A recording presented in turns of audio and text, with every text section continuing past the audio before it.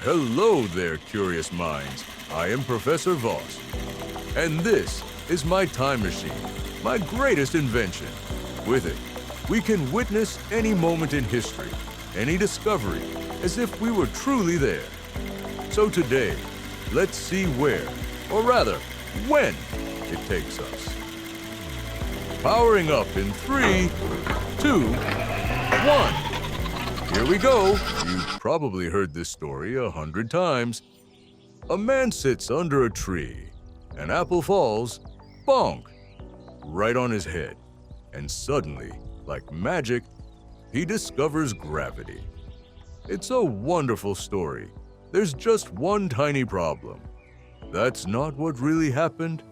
The real story is even better. It's about a young man, a deadly plague, and one simple question that would unlock the secrets of the entire universe. So let's set the coordinates. The place, England. The year, 1666.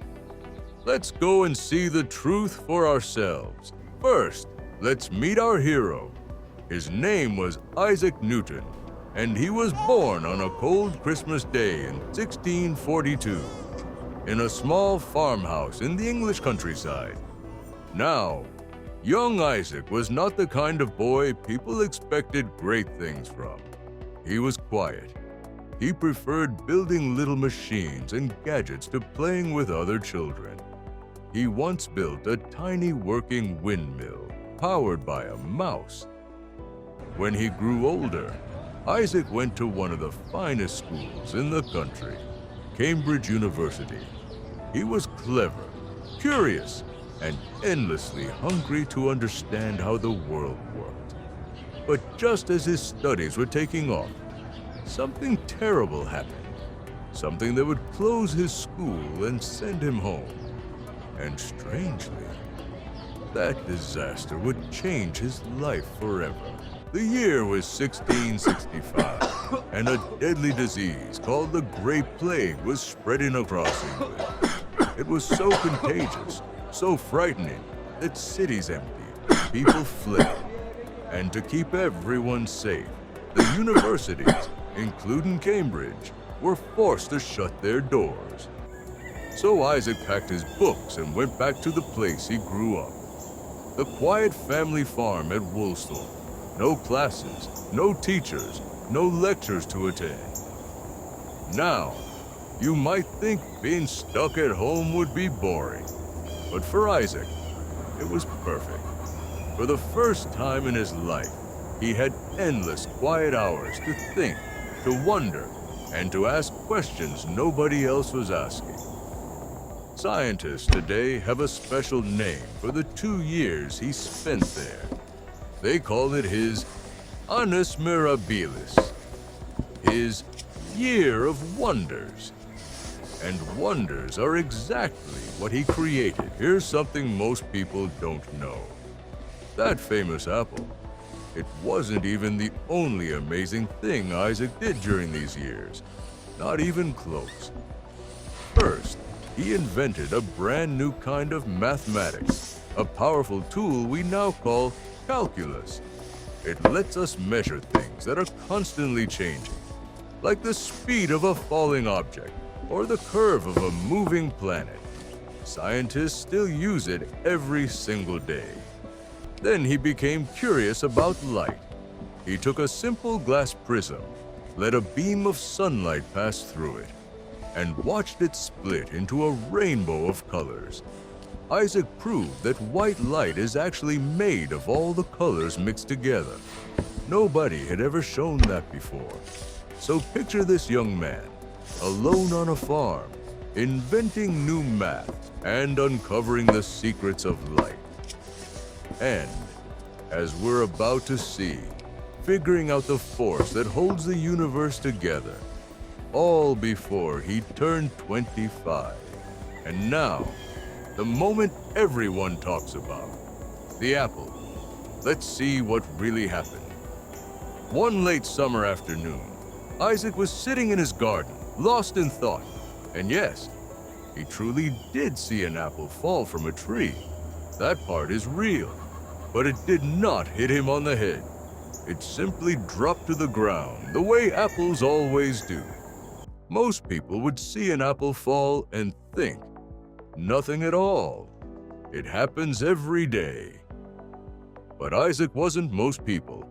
He looked at that apple and asked a question so simple that nobody had truly stopped to ask it. Why does it always fall straight down? Why not sideways? Why not float up into the sky? What invisible force reaches out and pulls it down to the earth every single time? Now here comes the part that makes Isaac a true genius, because he didn't stop at the apple. He looked up at the moon, glowing in the sky, and he had a thought so bold, so wild, that it seems almost impossible.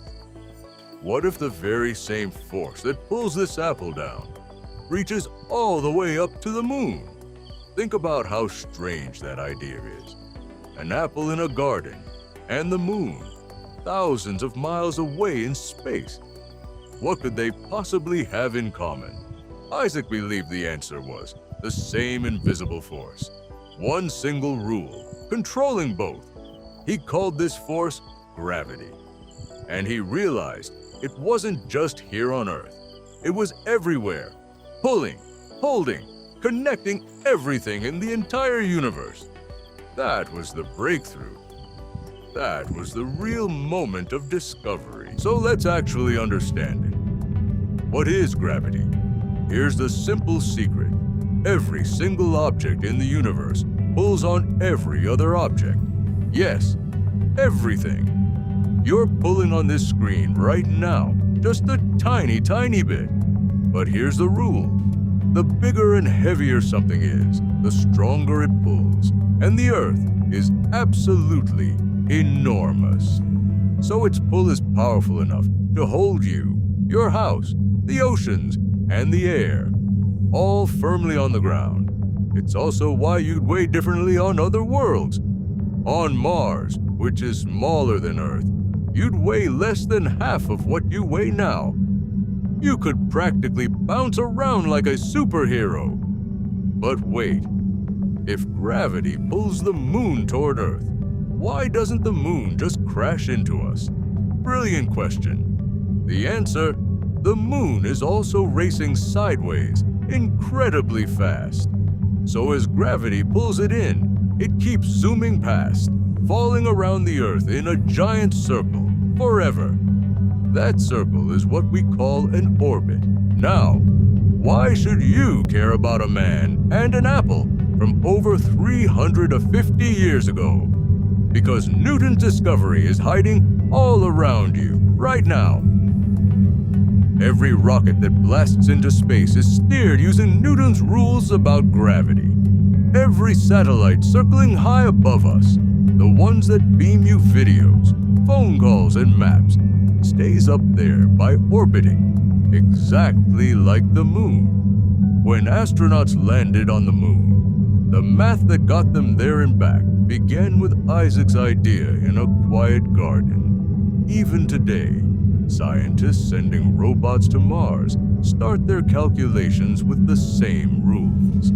All of it, every journey into space, traces back to one curious young man stuck at home who refused to stop asking why.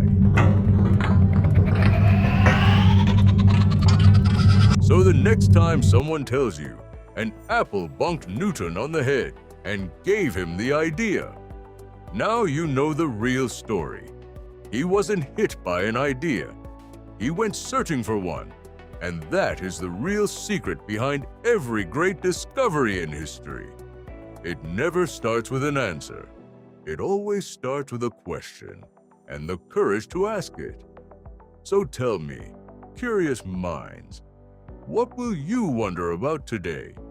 I've already locked in my next set of coordinates. Where are we going? Ah, that would spoil the surprise. If you don't want to miss it, you know what to do. Until next time, keep wondering.